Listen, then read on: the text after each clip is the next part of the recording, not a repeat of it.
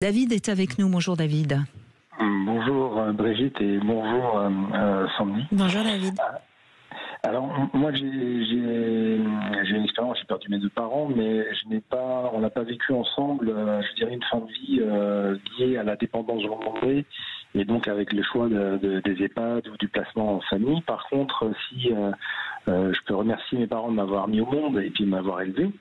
Oui. Je pense que les deux m'ont fait un autre cadeau, c'est-à-dire que sur la fin de vie, sur la mort ou sur la perte d'autonomie, enfin cette perception-là, ils exprimaient des choses assez claires sur leur volonté et par exemple sur le fait qu'ils ne souhaitaient surtout pas avoir l'acharnement thérapeutique si le jour où ils étaient confrontés à ça, ils préféraient justement qu'on les partir différemment, que sur ma maman qui pourtant d'une culture espagnole, donc dans cette culture espagnole on reste en famille et l'aîné, le patriarche ou la maman reste dans la famille quoi qu'il arrive. Eh bien elle qui vient de cette culture-là a toujours eu comme expression qu'elle voulait surtout pas, si elle était en perte d'autonomie, de devoir quitter un poids pour sa vous. maison, d'aller chez ses enfants. J'ai deux sœurs et donc je suis le frère. Et elle le disait, je dirais, en toute lucidité et pas pour fanfaronner. C'était vraiment une vraie conviction en elle, un vrai choix de vie. Elle était adulte. Voilà, et je dirais que la douleur est toujours là sur le départ, la douleur est toujours là sur la maladie. L'avantage, c'est que je dirais l'aspect culpabilité disparaît un peu dans ce cadre-là, puisque je dirais si en tant que parent, on n'exprime pas clairement les choses, on peut laisser penser aux enfants qu'ils pourraient le faire différemment, mieux. Oui. Plus fort, et donc c'est vraiment, je les remercie de ça, et même leur attitude face à la mort, parce que ils sont morts de maladie, et en gros, comme je crois la majorité des personnes en France, c'est plutôt dans une dernière année qu'on a une santé qui décline suite à une maladie, et eux ils sont partis en moins d'un an. Je dirais que leur confrontation à cette mort, ils n'étaient pas gays non plus, mais ils avaient vraiment un courage de l'affronter. Et donc ne pas ressentir, je dirais, un désarroi total de leur part, en presque une acceptation. Je dirais qu'en tant qu'enfant, j'étais très triste et c'était un grand bouleversement, mais il n'y a pas eu de malheur sur le malheur. Je n'ai pas eu à gérer de surémotionnalité là-dessus, je trouve. C'est beaucoup de chance, David, mais je crois que tout simplement, vous aviez des parents qui sont des gens adultes, qui ont réfléchi sur ce qu'était la vie, la mort, et qui ont peut-être avancé un peu plus en conscience que la majorité des gens, quoi. Ouais. Oui, donc c'est pour ça. C'était assez intuitif parce que ma maman n'était pas du tout une intellectuelle. Elle m'a appris à lire, mais elle ne savait pas lire elle-même. Donc je dirais que c'était un choix intérieur. Elle réfléchissait bien sûr. Bien sûr, mais la philosophie n'est pas le propre des gens éduqués. C'est au contraire, c'est celle qui tient le mieux quand il y a les pires des tempêtes autour. Donc moi ce que j'entends aussi beaucoup dans ce que vous dites, c'est que ils ont bien vécu leur vie et ils vous permettent de bien vivre la vôtre parce qu'ils ont envisagé leur mort.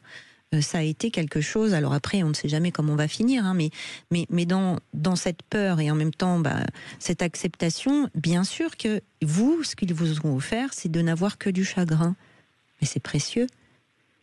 Exactement. Et alors moi, puis c'est un modèle qu'ils vous ont donné et qui certainement va vous aider aussi quand ce sera à votre tour.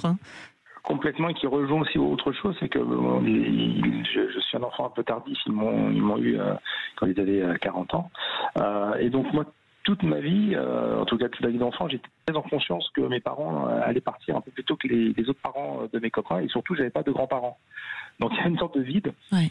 Donc toute ma vie, je me suis préparé à ça, et je dirais ma réponse à ça a été à chaque fois de prendre comme cadeau de les avoir avec moi pendant ce temps-là, qui allait plus court que le cheminement traditionnel où on perd ses parents à 40, 50 ans, etc. Moi, je pensais qu'il y en a fait, et c'est arrivé pour mon père, il est mort quand j'avais 28 ans. Je prenais, alors sans culpabilité et sans même d'ailleurs vouloir retenir à tout prix. J'avais ma propre vie, mais régulièrement avoir ça en tête aussi, pour justement apprécier. Et ce qui est étonnant, c'est que bien sûr j'ai pleuré au moment de leur décès, mais il est arrivé quand j'étais adolescent. Par exemple, j'avais croisé par hasard à Paris, alors que c'était pas du tout programmé qu'on se rencontre à Paris, mes parents et mon oncle et ma tante, mais vraiment par le plus grand des hasards, dans une ville de 2 millions d'habitants. Et là, je me souviens que quand j'étais rentré le soir, je devais avoir 16 ans, j'avais pleuré en disant mais ça m'arrivera plus jamais. Plus jamais j'aurai le plaisir de pouvoir les croiser tous, parce qu'un jour ou l'autre, ils sont déjà un peu âgés et les 4 vont pas rester là tout le temps. Donc j'avais, je dirais, ce sentiment, mais qui n'était pas un sentiment morbide, mais une préciosité. Donc ce qui fait que quand j'avais l'occasion de les voir ou d'être avec eux ou de les appeler, je n'y manquais pas sans être dans une fusion totale et devoir les accaparer à tout prix. Oui. Ou moi-même c'est magnifique ce que vous partagez, parce que je pense que c'est vraiment une ligne de conduite qui peut servir de fil d'Ariane en fait, dans nos dédales de la vie. C'est que quand on accepte la conscience fine de la vie, c'est-à-dire que la mort existe, de vivre avec du vide tout en étant plein d'énergie, d'avoir du chagrin, mais qui du coup ne laisse pas l'espace à la culpabilité, c'est vraiment précieux. Vos parents vous ont confié ce cadeau, vous-même vous allez le confier à tous ceux qui sont autour de vous. Vous le partagez aujourd'hui, enfin je veux dire, vous êtes comme Ulysse, vous pouvez rentrer au village. Oui, mais David, voyez ce que votre témoignage m'inspire, et on l'entend dans votre voix de toute façon, c'est qu'on peut être à la fois joyeux et triste, et qu'il n'y a pas de problème avec ça. Ce sont deux émotions tout à fait compatibles. Vous êtes triste parce que vos parents ne sont plus là, et puis qu'ils ne seront jamais plus là, mais en même temps, comme ils vous ont donné des cadeaux merveilleux, vous en êtes joyeux. Oui, tout à fait. Et surtout de trouver du sens aux choses. Je crois que c'est ça qui est assez essentiel. Et par exemple, mon papa, il est décédé, je crois, 3 mois après la venue de mon fils. Et je crois que je ne dirai jamais assez merci à la vie de m'avoir permis quand même de partager ce moment-là avec lui. Oui. Vous voyez, je pourrais à la fin dire, et j'ai eu parfois aussi ce sentiment plus tard de voir mes 2 grands-fils et dire ça, c'est dommage qu'ils n'ont pas connu leur grand-père, et puis pour pas passer des bons moments avec, mais le simple fait d'avoir eu quand même cette capacité, un peu de hasard, ça n'était pas calculé, j'ai rien fait pour exprès, mais de me dire tiens, quand même on a pu aller au bout de ça, il a pu voir son petit-fils et me voir moi-même devenir père. C'était quand même un aboutissement. Mais voyez David, des choses comme ça, en fait. Votre témoignage, ce qu'il faut vraiment, et je vais insister sur ce que je dis parce que je pense que ça peut aider tous ceux qui nous écoutent, votre témoignage prouve que vous êtes en paix avec la vie et avec la mort. Et ça, c'est pas si facile, c'est pas si simple. Sans doute que vos parents avaient cette sagesse-là qu'ils vous ont montrée, donc vous l'avez intégrée en vous. Alors après, est-ce que à la fin de votre vie, vous aurez cette sagesse-là encore? Ça, c'est jamais sûr, on ne peut jamais signer, mais en tout cas, dans votre témoignage, on l'entend, cette paix. Et c'est ça qui... Et c'est peut-être, si notre émission peut aider tout le monde à être un petit peu plus en paix, on aura fait du bon boulot, Sandy. Oui, je pense aussi, oui. C'est un beau témoignage, en tout cas, merci. Merci à vous. Non, merci à vous. Et puis, on va continuer pendant cette 2e heure avec peut-être des témoignages plus difficiles, mais je crois que c'est... Chacun fait ce qu'il peut. Exactement, c'est l'acceptation de ce millefeuille émotionnel, de la souffrance, de la culpabilité, de la joie.